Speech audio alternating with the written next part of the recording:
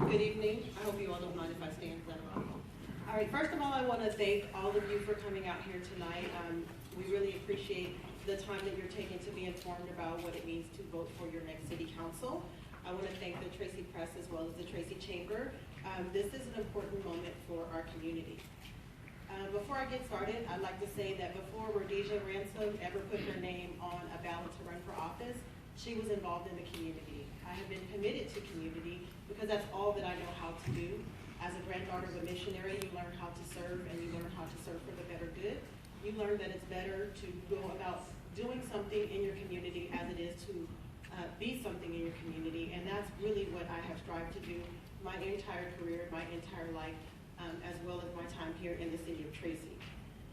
As a member of the Tracy community, I hope that you will agree that my record reflects a record of commitment, a record of fairness, a record of fact-finding, and a record of getting things done, because that is what I have been proud to do for you in the city of Tracy as a member of the Tracy Planning Commission, on the San Joaquin Civil Grand Jury, as an inaugural member of the Tracy Anti-Bullying Committee, helping to set policies to keep our kids safe in schools, as a nonprofit director who worked with police and fire to create gang prevention programs that we did not have here in our local schools and education programs. I have been committed to solutions for our community, and I hope that my record reflects that as far as you are concerned. As we move forward and we talk about solutions, I know that we're going to delve into the buzzwords, public safety and finances and things like that, but really what I'm hoping that we do tonight is delve a little bit further into what it means to live, work, and play in Tracy, because that is our slogan that we always talk about. I hope that we delve into what we're going to do to create jobs for those people to really work in Tracy, what we're going to do to create housing and that seniors can afford. What are we going to do in order to create opportunities for youth and seniors to actually play in the community that we say we want people to live, work, and play in? So I really hope that some of our questions give us an opportunity to do that. And as we look towards the solutions, I hope that you see my experience and commitment to both public administration as a community leader, as a nonprofit director, as an educator in public finance and public policy, lend themselves very uniquely to the role that I seek to serve, which is a member of the Tracy City Council.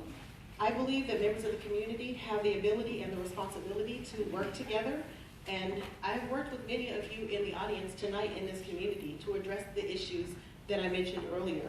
I share your goals to sustain Tracy, to build a greater Tracy, and I hope that you will appreciate my contributions to the Tracy community, and most of all that you will join me in working to make Tracy an even greater place to live, work, and play, and I thank you for being here tonight.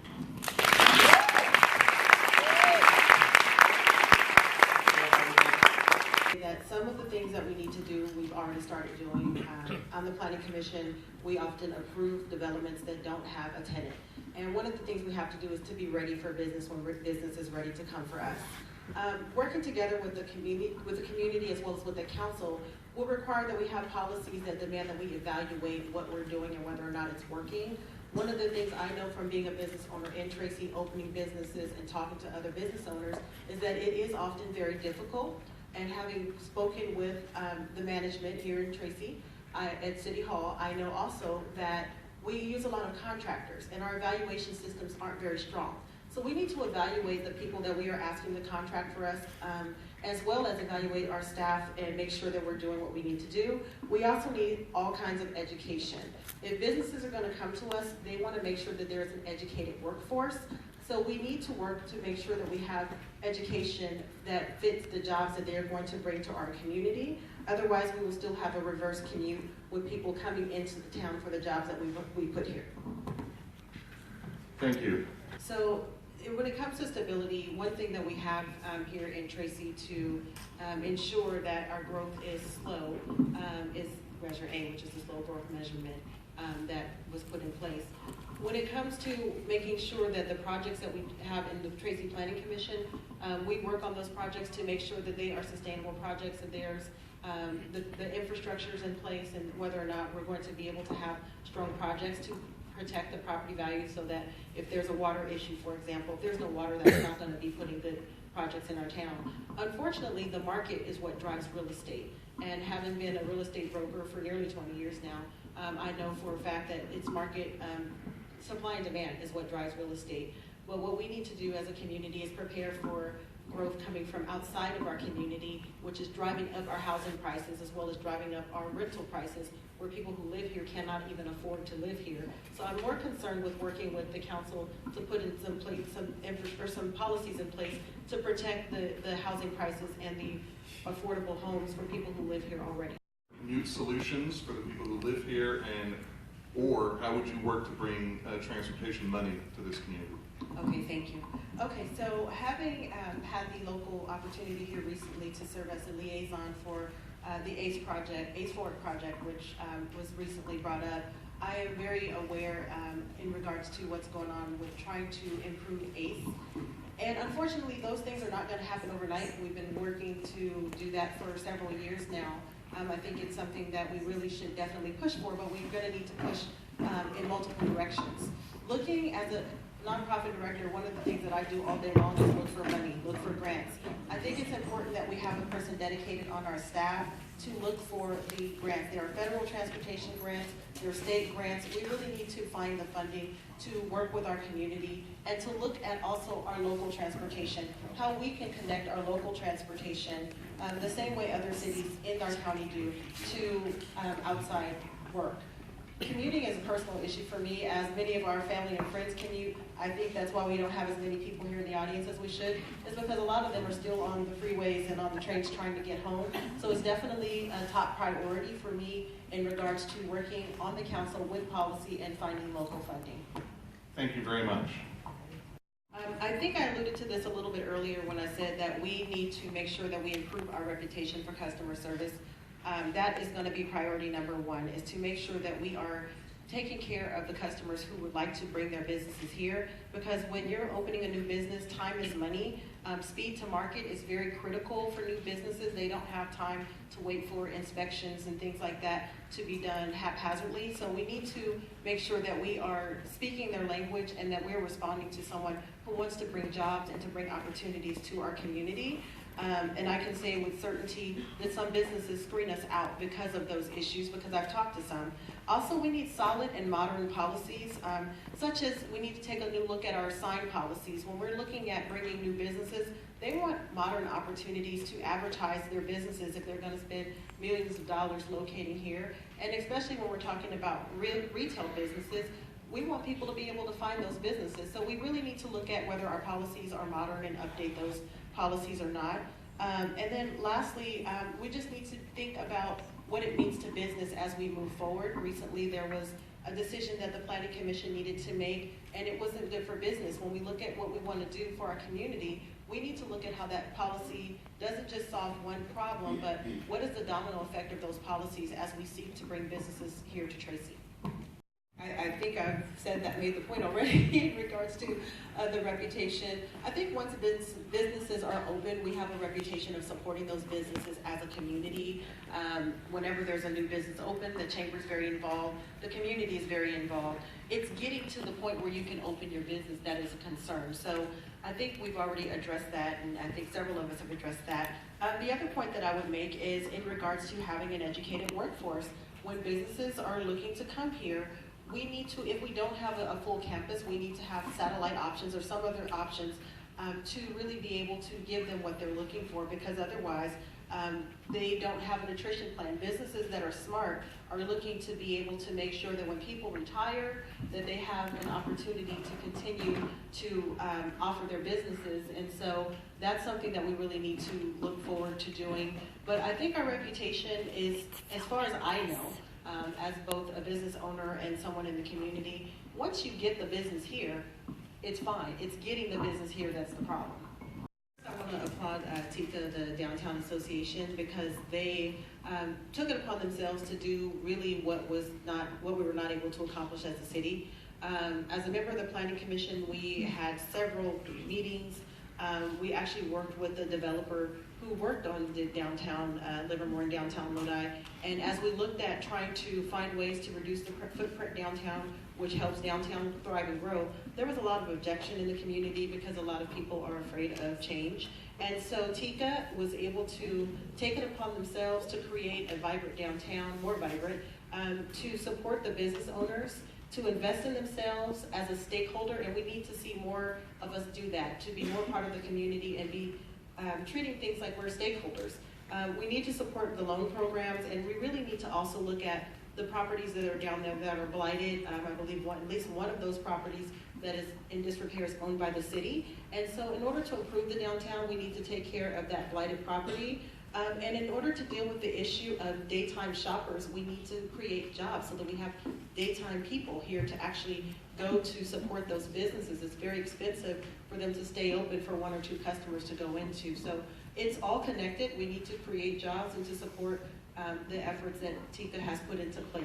I think it's really important for us to take a look at our budget and be real about what's going on. Our reserves are shrinking fast. We knew very well when Measure E expired that we were going to be in a deficit, and that deficit has begun.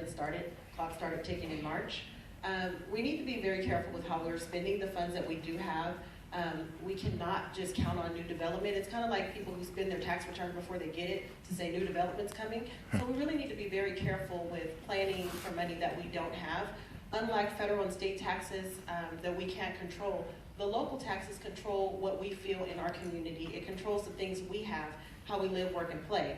As a member of the Planning Commission, one of my roles is to approve and certify that the CIP, the Capital Improvement Plan, is going to support things like a youth center, a senior center, and things that we've identified to help our community. And the final tap is in the billions, and we cannot afford that. We also have huge staffing needs, and we need to restore those staffing levels. And as long as we continue to use our reserves, it's just like maxing out a credit card at home. We run the risk of ruining our city's credit rating. So for those reasons, I am in support of Measure V. We don't have to spend all of the funds. It would be the same tax rate that we had a few months ago that we had for several years. And really, I'd rather us to be prepared and have an opportunity to create the community that everyone deserves for the investment that we make through our taxes and our time here in the city.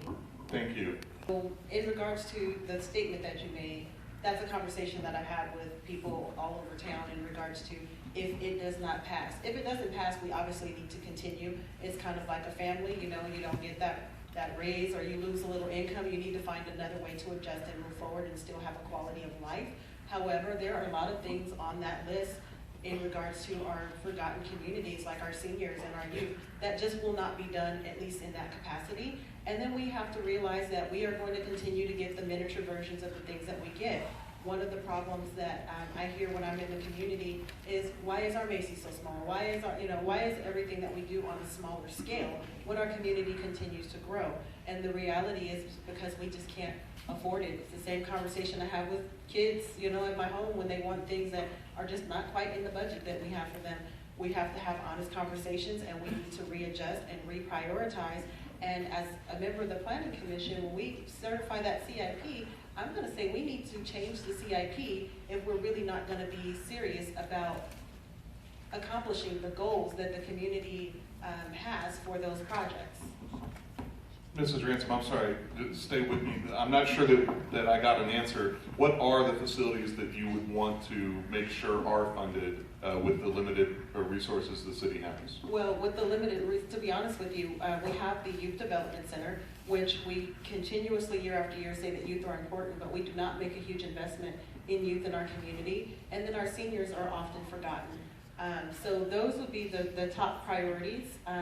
We have storage and empty spaces in the community that we could be giving to our youth and to our seniors. So those would be top priorities, but quite honestly, without Measure V, those things are still unaffordable. So we'd have to find a different way to afford those and a way to scale down, because the youth center alone is a $26 million price tag. So it's just one of those things that unless we're able to get some grant funds and really pursue those things, which I'm committed to doing that, but without those things, it's going to take a while for us to really to deliver on the promises that have been made year after year for this community. And I don't think we'll ever see an aquatic center or any of those things if we do not look out for what it is that we say we want for our community.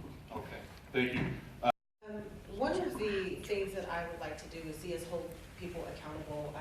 I think the example that you gave with the sidewalk was a very great example of the city doing the county's job. And that's really, really not what we're here for. We're here to work with in concert and not to do for. We were grateful that the developer, which is the Rockingham Development, was able to come in and start. The city had to put some money in for that, but that needs to be a priority for us. We need to hold people accountable, and one of the things that I would like to do is to work with other cities as well as people in the community to deal with issues at the county level. I have experience in doing that. I serve on several steering committees. We just recently brought $400,000 to San Joaquin County to deal with issues of gang prevention and services for youth. And I serve on a Senate Select Committee. Lastly, what I'd like to do is take that same experience and work with some of the other cities and go to our county supervisors and demand that they give our cities more tax dollars. It is unfortunate that sometimes we get like 5 cents on the dollar for projects and property taxes for properties that were annexed from the city into the county. And all of our supervisors, we have one here tonight, they live in cities. And the cities, we need to go to those counties, to the county supervisors, and to ask them to work with us in support of our community. And I have experience collaborating and working on coalitions, and that's what I would bring to the council.